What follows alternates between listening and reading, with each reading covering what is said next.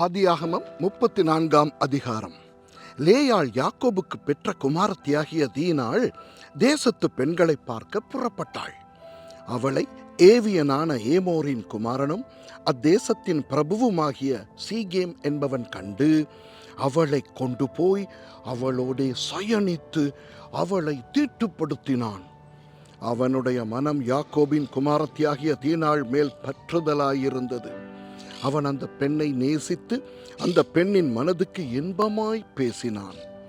சீகேம் தன் தகப்பனாகிய ஏமோரை நோக்கி, இந்த பெண்ணை எனக்கு கொள்ள வேண்டும் என்று சொன்னான். தன் குமாரத்தியாகிய தீனாளை அவன் தீட்டுப்படுத்தினதை யாக்கோபு கேள்விப்பட்ட போது அவன் குமாரர் அவனுடைய மந்தையினிடத்தில் வெளியிலே இருந்தார்கள். அவர்கள் வருமளவும் யாக்கோபு பேசாமல் இருந்தான். அத்தருணத்தில் சீகேமின் தகப்பனாகிய ஏமோர் புறப்பட்டு யாக்கோபோடே பேசும்படி அவனிடத்தில் வந்தான். யாக்கோபின் குமாரர் இந்த செய்தியை கேட்டவுடனே வெளியிலிருந்து வந்தார்கள். அவன் யாக்கோபின் குமாரத்தியோடே சயனித்து செய்யத்தகாத மதி கெட்ட காரியத்தை இஸ்ரவேலில் செய்ததினாலே அந்த மனிதர் மனம் கொதித்து மிகவும் கோபம் கொண்டார்கள். ஏமோர் அவர்களோடே பேசி, என் குமாரனாகிய சீகேமின் மனது உங்கள் குமாரத்தியின் மேல் பற்றுதலாயிருக்கிறது. அவளை அவனுக்கு மனைவியாக கொடுங்கள். நீங்கள் எங்களோட சம்பந்தம் கலந்து உங்கள் குமாரத்திகளை எங்களுக்கு கொடுத்து எங்கள் குமாரத்திகளை உங்களுக்கு கொண்டு எங்களோட வாசம் பண்ணுங்கள். தேசம் உங்களுக்கு முன்பாக இருக்கிறது. இதிலே குடியிருந்து வியாபாரம் பண்ணி பொருள் சம்பாதித்து அதை கையாண்டு கொண்டிருங்கள் என்றான். சீகேமும் அவள் தகப்பனையும் அவள் சகோதரரையும் நோக்கி, உங்கள் கண்களில் எனக்கு தயவு கிடைக்க வேண்டும். நீங்கள் என்னிடத்தில் எதை கேட்டாலும் தருகிறேன்.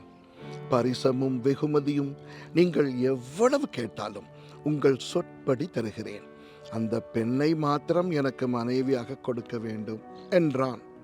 அப்பொழுது யாக்கோபின் குமாரர் தங்கள் சகோதரியாகிய தீனாளை சீகேம் என்பவன் தீட்டுப்படுத்தினபடியினால் அவனுக்கும் அவன் தகப்பனாகிய ஏமோருக்கும் வஞ்சகமான மறுமொழியாக, விருத்த சேதனம் இல்லாத புருஷனுக்கு நாங்கள் எங்கள் சகோதரியை கொடுக்கலாகாது, அது எங்களுக்கு நிந்தையாயிருக்கும். நீங்களும் உங்களுக்குள்ளிருக்கும் ஆண் மக்கள் யாவரும் விருத்த சேதனம் பண்ணப்பட்டு எங்களைப் போலாவீர்களானால் நாங்கள் சம்மதித்து உங்களுக்கு எங்கள் குமாரத்திகளை கொடுத்து உங்கள் குமாரத்திகளை எங்களுக்கும் கொண்டு உங்களோட குடியிருந்து ஏக ஜனமாய் இருப்போம்.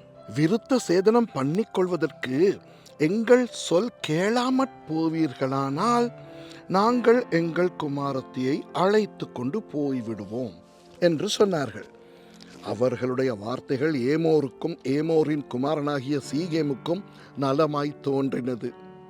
அந்த வாலிபன் யாக்கோபுடைய குமாரத்தியின் மேல் பிரியம் வைத்திருந்தபடியால் அந்த காரியத்தை செய்ய அவன் தாமதம் பண்ணவில்லை.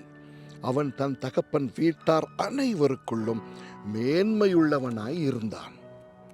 ஏமோரும் அவன் குமாரன் சீகேமும் தங்கள் பட்டணத்து வாசலில் வந்து தங்கள் பட்டணத்து மனிதரோடே பேசி, இந்த மனிதர் நம்மோடே சமாதானமாயிருக்கிறார்கள்.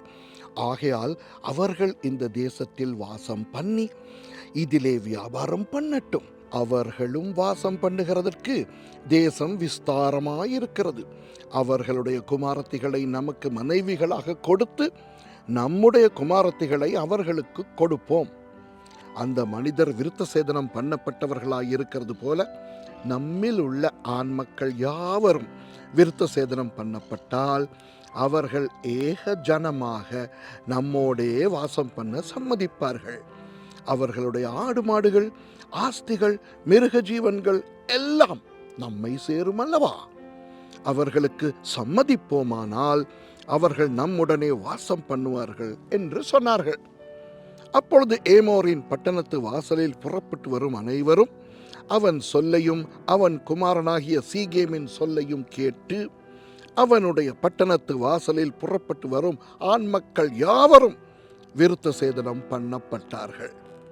3ஆம் நாளில் அவர்களுக்கு நோவெடுத்து கொண்ட போது யாக்கோபின் குமாரரும் தீனாளின் சகோதரருமான சிமியோன் லேவி என்னும் இவ்விரண்டு பேரும் தன் தன் பட்டயத்தை எடுத்துக்கொண்டு துணிகரமாய் பட்டணத்தின் மேல் பாய்ந்து ஆண் மக்கள் யாவரையும் கொன்று போட்டார்கள். ஏமோரையும் அவன் குமாரன் சீகேமையும் பட்டய கருக்காலே கொன்று சீகேமின் வீட்டில் இருந்த தீனாளை அழைத்து கொண்டு போய்விட்டார்கள்.